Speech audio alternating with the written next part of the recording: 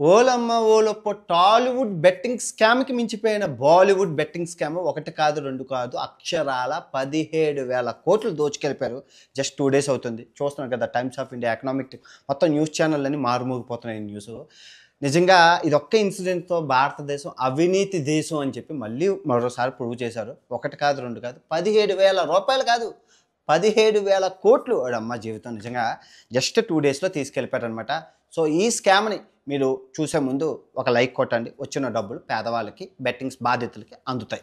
Okay, లక్ష లైక్లు అయితే target కావాలి. ఇప్పుడు బెట్టింగ్ మాఫియాలోకి వెళ్తే, ఈ బెట్టింగ్ మాఫియా జరిగింది ఫెయిర్ ప్లే అనే కంపెనీ. మొత్తం మన హైదరాబాద్ మెట్రోలో కానీ అన్ని ఎక్కడ చూసినా మీకు చాలా విచ్చలవిడిగా కనబడుతుంది ఫెయిర్ ప్లే.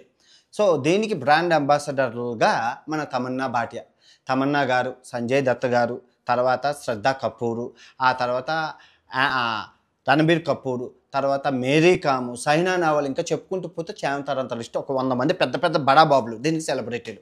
ఇది ఎక్కడ పుట్టింది అంటే కొరసావాలోని illegal betting app. GST number లేదు, ట్యాక్స్ ఉండదు, ఏముండదు. కానీ వీళ్ళందరూ ఎలా ప్రమోట్ చేశారన్నది పోలీసులు పిలిచి కేసులు వేయాలి. నిజంగానే ఒకటి పోనీ 100 కోట్లు తీసుకెళ్ళిపోయారంటే వదిలే అనుకోవడం, 1000 కోట్లు అంటే పోనీలే అనుకోవడం, 17,000 కోట్లు రా నాయన దేశాన్ని. ఇది ఒక్క కంపెనీ తీసుకెళ్ళింది. కానీ దీని అమ్మ మొగుళ్ళు ఉన్న మిగతా కంపెనీలు 1x, పారీ బెట్టింగ్ మ్యాచ్, ఇంకా రెడ్డి అన్న, గోవింద, ఇంకా చెప్పుకుంటూ పోతే ఒక 100 మంది. మన చైనాకి ఎదుగుదలలో కొన్ని యాప్లు ఉన్నాయి, కానీ మన ఎదుగుదలలో చాలా బెట్టింగ్ యాప్లు ఉన్నాయండి. నిజంగానే చెప్పుకుంటూ పోతే లోటస్, అబ్బో చేమతాడంత లిస్ట్ ఉంది. జిఎస్టీ నెంబర్ లేదు, ట్యాక్స్ ఉండదు, ఏముండదు. ఆడు దబ్బెట్టుకో చచ్చిపో, సింపుల్ లాజిక్ వెళ్తే ఇది. సో ఫస్ట్ మీరు చూసుకుంటే దీనికి, ఈ బెట్టింగ్ మాఫియాకి, మహాదేవ్ బెట్టింగ్కి స్కామ్ జరిగింది. మహాదేవ్ గురించి చెప్తాను, అది ఇంకా పెద్ద స్కామ్. 10,000 కోట్లు తీసుకెళ్ళిపోయారు. సో ఇప్పుడు ఏం జరిగింది అంటే, ఐపీఎల్ జరుగుతుంది కదా. సో ఐపీఎల్ అప్పుడు ఈ ఫెయిర్ ప్లే అనే కంపెనీ ఏం చేసిందంటే, మేము న్యూస్ ఉంటుంది, ఇంగ్లీష్లో ఉన్నది, తెలుగులో ఉన్నది, చూసుకోవచ్చు ఆన్లైన్లోని. నేను బ్రీఫ్గా చెప్తాను అసలు ఏం జరిగింది అన్నది. సో ఐపీఎల్ జరుగుతుంది కదా, వీళ్ళు ఏం చేశారంటే, వీడి వెబ్సైట్ ఏదైతే ఉందో ఈ ఫెయిర్ ప్లేలోని అది డైరెక్ట్ స్ట్రీమ్ చేసేసి బెట్టింగ్ ఆడిపించేశారు. సో అందరూ ఇదే ఒరిజినల్ అనుకొని చెప్పి బెట్టింగ్లు వేసేసి మొత్తం సర్వమంగళం అయిపోయింది. ఈ జస్ట్ స్పాన్ ఆఫ్ 10 డేస్లోనే డబ్బులు సంపాదించి ఇంకా పోలీసులు పట్టుకుంటారని చెప్పి ఏం చేశారంటే, వీడు మనం కూడా ఇక తెలుగు రాష్ట్రాల్లో బెట్టింగ్కి చాలా స్ట్రిక్ట్ పెట్టాము, బ్యానర్లు చేస్తున్నారు. ఇంకా హిందీ వరకు వెళ్ళలేదు. హిందీకి వెళ్తే ఏమో మన పరిస్థితి వస్తుంది. ఈ గ్యాప్లోనే మనం తట్టబొట్ట సర్దుకొని దుబాయ్ పారిపోవాలని చెప్పి ఏం చేశారంటే, ఈ 17,000 కోట్లని 4 కంపెనీల ద్వారా మనీ లాండరింగ్ చేశారు. ఈ ఫెయిర్ ప్లే అనే కంపెనీ 17,000 కోట్లు అంటే 13,000 కోట్లు 4 కంపెనీల ద్వారా చేశారు. మిగతా రిమైనింగ్ 4,000 కోట్లను ఆన్లైన్ ద్వారా పంపించారనమాట, రెమిటెన్స్ వేసి చూపించడానికి. సో అందులోని 4 కంపెనీల్లోని ఒక ఇండియన్ కంపెనీ స్టాక్ మార్కెట్లో కూడా లిస్ట్ అయ్యి ఉంది. సో ఇది జరుగుతుంటే మన వాళ్ళు మన గవర్నమెంట్ ఈడీ ఏదైతే ఉందో చోద్యం చూస్తున్నట్లు డబ్బులు వెళ్ళిపోయాక ఇంకా ఉంటాయి కదా, చేతులు తిన్నాక ఆ చేతికి అంటుకున్న ఎంగిలి మెతుకులు, ఆ ఎంగిలి మెతుకులు ఏవైతే ఉన్నాయో 300 కోట్లు సీజ్ చేసింది. దొబ్బుకి వెళ్ళిపోయాక 300 కోట్లు సీజ్ చేసి ఏం లాభం చెప్పండి? చేతులు కాలేక ఆకులు పట్టుకుంటే ఏం లాభం? ఇప్పుడు ఇన్ని బెట్టింగ్ యాప్లు ఉన్నాయి. అదే ఈ బెట్టింగ్ యాప్లు ప్రమోట్ చేస్తున్న వాళ్ళని పిలిచి 2 దొబ్బులు ఎడితే ఇవి జరగవు కదా. 55 రోజులు అయింది బెట్టింగ్ యాప్ల మీద అవగాహన వస్తుంది. ఇంటర్నేషనల్ ఇష్యూ స్టేట్ వరకు వెళ్ళింది, ప్రతి స్టేట్లో ఇదే పద్ధతి. పిలిచి నా కొడుకులకి వేస్తే కేసులు అయితే ఆ 17,000 కోట్లు మన భారతదేశంలోనే ఉంది కదా.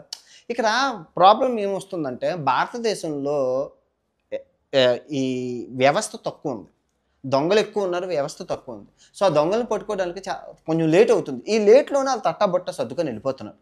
రేపులు చేస్తున్నారు, తప్పించుకొని వెళ్ళిపోతున్నారు. మర్డర్లు చేస్తున్నారు, తప్పించుకొని వెళ్ళిపోతున్నారు. బెట్టింగ్ యాప్ స్కామ్లు చేస్తున్నారు, తప్పించుకొని వెళ్ళిపోతున్నారు. చిట్టీలు, బోగస్ స్కామ్లు చెప్పుకుంటూ పోతే బోల్డ్ ఈజీ అనమాట. ఏదైనా భారతదేశం వ్యవస్థ కొంచెం నెమ్మదిగా ఉంటుంది, చాలా చాలా స్లో, ఫ్రీడమ్ ఎక్కువ, స్వేచ్ఛ ఎక్కువ. సో ఇది జరిగింది. సో ఇప్పుడు మీకు అర్థమైంది కదా ఈ బెట్. సో ఇప్పుడు వీళ్ళు ఏం చేశారంటే, మహాదేవ్ బెట్టింగ్ యాప్ కంపెనీతోనైతే వీళ్ళు టై అయ్యారు. ఇప్పుడు మహాదేవ్ గురించి చెప్దాం. ఈ మహాదేవ్ బిఫోర్ లాస్ట్ ఇయర్ పెద్ద స్కామ్ జరిగింది భారతదేశంలో. ఇద్దరు బీహార్లో చెప్పులు కుట్టుకునేవాళ్ళు ఉండేవాడు.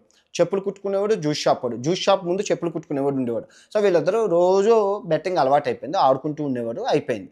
సో డబ్బులు పోతున్నాయి. వీళ్ళిద్దరూ ఏమనుకున్నారంటే, అరే అయ్యా పిచ్చి పిచ్చి యాప్లు మనమే తయారు చేసుకుని మనం ఆడేసుకుందాం, మన డబ్బులు మనకే ఉంటాయి అన్నారు. ఆడడం అలవాటు అయిపోయింది, వ్యసనం అయిపోయింది. సో ఏం చేశారంటే, వీళ్ళ దగ్గర ఉన్న డబ్బులతో కొంచెం యాప్ని తయారు చేసి ఫ్రెండ్స్ సహాయంతో ఇలా ఆడుకున్నారు.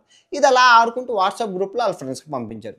ఆల్గోరిథం అలాంటిది, డబ్బులు వస్తున్నాయి. అబ్బాయి ఇదేదో బాగుందని ఊర్లో అందరికి పంపించారు, ఇదేదో బాగుందని రాష్ట్రంలో, తర్వాత స్టేట్ మొత్తం ఇండియా అంతా పెట్టారు. సో దీనికి ప్రమోషన్స్కి ఈ తమన్నా, సోను సోదు పెద్ద పెద్ద బడా బడా స్టార్లను పెట్టారు. వన్స్ ఏ కరియాపాకు బ్రాండ్కైనా పెద్ద స్టార్లు పెట్టేసరికి జనం ఈజీగా నమ్ముతారు.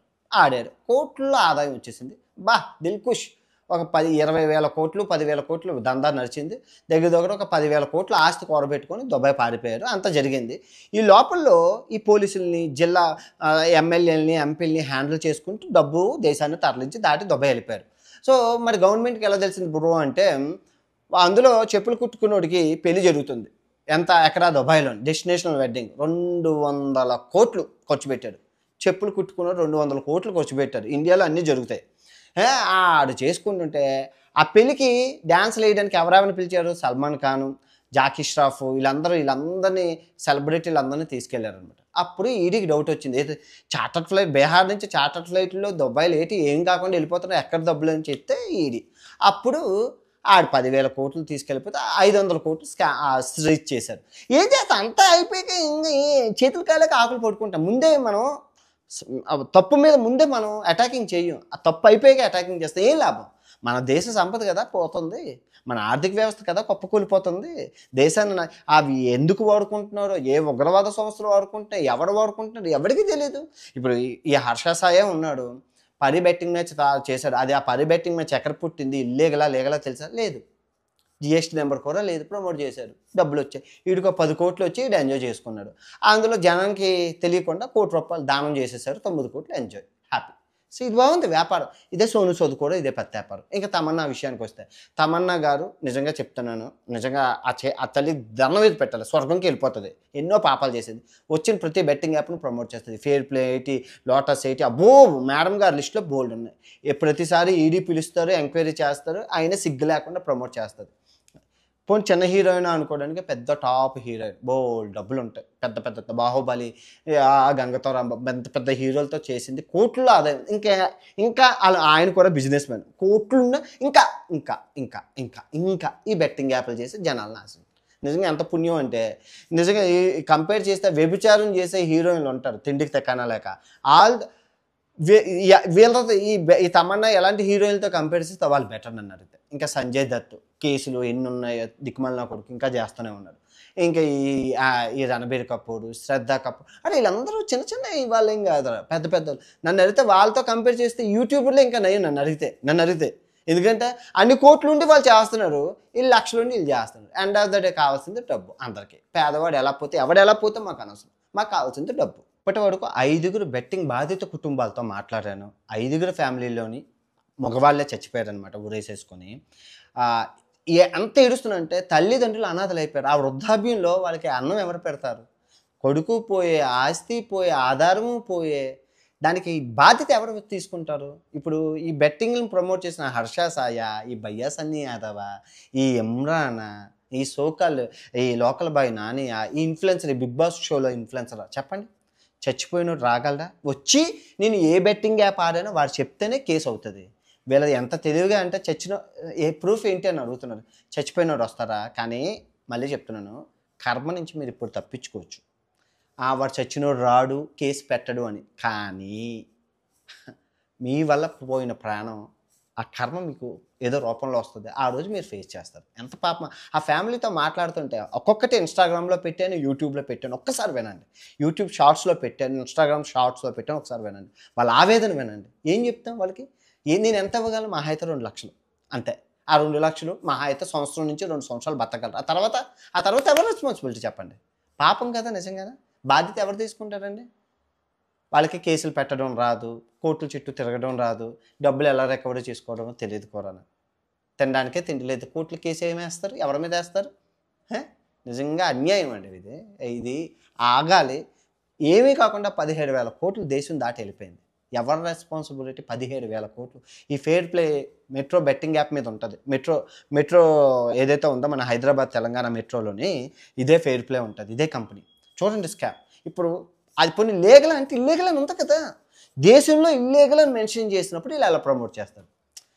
తెలుగు ఇప్పుడు ఈ ప్రోడక్ట్ ఇల్లీగల్ అన్నప్పుడు వీళ్ళు ఎలా ప్రమోట్ చేస్తారు పబ్లిక్గా? మెట్రోల్లోని సెలబ్రిటీలు చదువు లేదు, అజ్ఞానులు, పోలీసులు పట్టించుకోరు.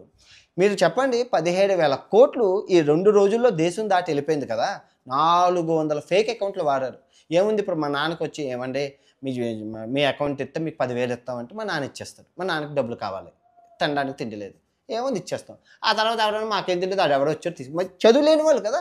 చదువు లేని వాళ్ళ దగ్గర ఈ ఎస్బీఐ అకౌంట్లు, యాక్సిస్ మొత్తం బ్యాంక్ అకౌంట్లో కొనేసి ఆ డబ్బు త్రూ వీళ్ళు పంపిస్తారు. ఈ బెట్టింగ్కి వచ్చింది ఏది అకౌంట్ మీరు చెక్ చేస్తే ఏ అకౌంట్ ఆ మా అబ్బాయికి పుట్టినవి కాదు, అలా చేసి పంపించారు. మీరు చెప్పండి 17,000 కోట్ల వెనకల్లో గవర్నమెంట్ హస్తం ఉందా లేదా? ఉంటుందండి.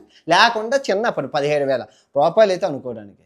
నేను అమెరికాకి ఏదో అంటార్టికా డబ్బులు 10 లక్షలు పంపిస్తే ఎంత తతంగం అయింది. ఇండియా నుంచి అమెరికాకు పంపించడానికి ట్యాక్స్ 1,20,000, టీడీఎస్, జిఎస్టీ బొక్క భోషణ ఉంటాయింది. అలా 17,000 కోట్లకి ఇల్లీగల్గా హవాలా ద్వారా చేశారు.